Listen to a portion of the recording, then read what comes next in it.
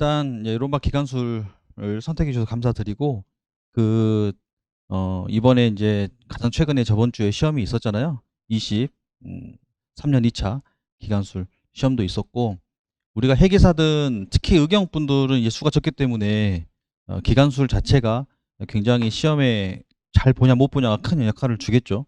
뭐 법규나 개론 이런 부분들은 어느 정도 공부하면 되겠지만 기간술은 워낙 전공 과목이다 보니까 의경분들은 어려워하는 과목이기도 하고 또 회계사 분들은 아무래도 내 전공 과목이다 보니까 쉽기 때문에 오히려 방심해서 점수가 안 나오는 케이스들도 여러 종종 있단 말이죠.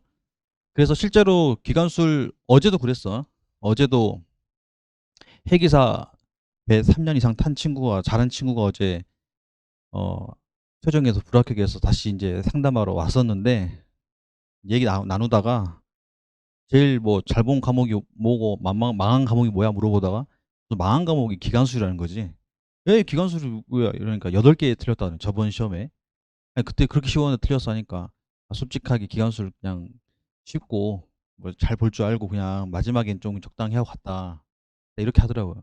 그러니까 그런 마인드가 결국은 그런 실수들을 한다는 거죠. 막상 까고 보면 하나도 틀릴 게 없는 내용들인데 그러니까 마인드 자체가 내가 이게 쉽다라고 생각하면 결국은 그 과목이 시험장 가서는 발목 잡는 항상 케이스예요.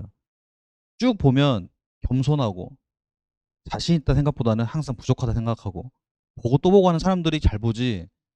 어느 정도 됐다라고 생각하는 사람은 사람들이 간사해가지고 어느 정도 됐다라고 생각하면 더 이상 거기에 대해서 마음을 주지도 않고 힘을 쓰지도 않죠. 근데 그게 시험장 가면 떨리기도 하고 나도 모르게 순간 생각을 잘못하거든요. 이행정 사행정 너무 기본적인 거지만 시험장 가면서 내가 왜 그랬지? 그러잖아요.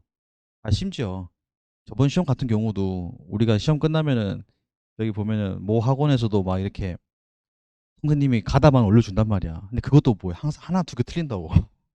가다반조차도. 근데 가다반 자체는 이미 다 문제가 공개된 상태에서 오픈북으로 알려주는데도 불구하고 틀리잖아요.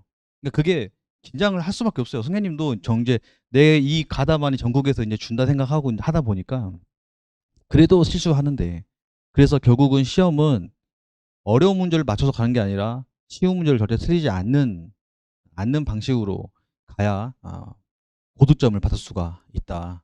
우리가 제가 말씀드린 평균 85점 받으려고 여기 앉아 있는 거 아니라 했지 않습니까? 평균 90점. 그러려면 6개, 네 과목 6개 안에 들어올 생각을 해야 돼요. 선박 관제가 제가 학원생들을 취합을 했거든요. 23년 2차 시험에. 제 생각에 커트가 한 3개 될 것 같아요. 왜냐면 가다만 보니까 뭐 거의 다 한 개, 두 개, 세 개 틀려서 4개, 망한 애가 5개, 5개는 틀린 거 떨어졌을 것 같아. 왜냐면 선박 관제가 6명 뽑는데 9명 뽑거든요. 필기 1차에. 그러면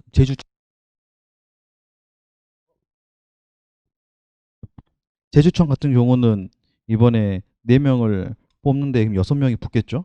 그러면 거기도 어 보니까 커트가 한 3개, 2명, 3명, 2개, 3개 틀린 애들이 많더라고요. 그러니까 저희 학원생만 해갖고 그 정도예요. 그러니까 그 말은 시험이 쉬웠거든요. 이번에 관제도.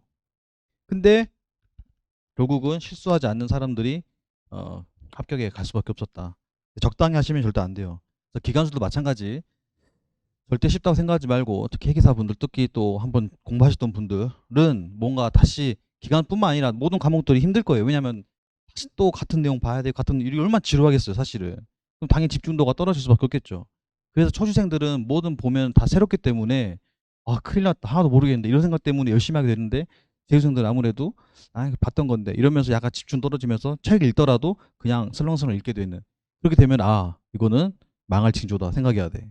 집중이 떨어진다는 건 안 돼. 그래서 항상 모른다 생각하고 보고 또 보고 보고 또 보고 그런 마인드로 가야 우리가 어, 좋은 점수를 받을 수가 있다. 명심해야 됩니다. 알았죠? 너무 당연한 내용이지만 너무나 중요하기 때문에 한 번 더 강조 드리는 거예요. 그래서 내가 혹시나 한 번 더 기간 들었다 할더라도 다시 천천히 모르는 생각하고 복수만 생각하고 쌤이 저 말했으면 다음에 이 말 나와야 되고 이 말 나와야 되고 이 말 나와야 되고 같이 호흡한다는 느낌으로 수업을 들었으면 좋겠습니다. 자, 일단 기간술 빈도 분석을 한번 해볼게요.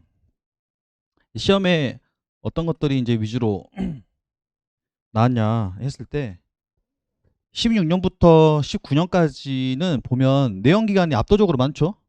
내연 기간이 거의 메인이에요.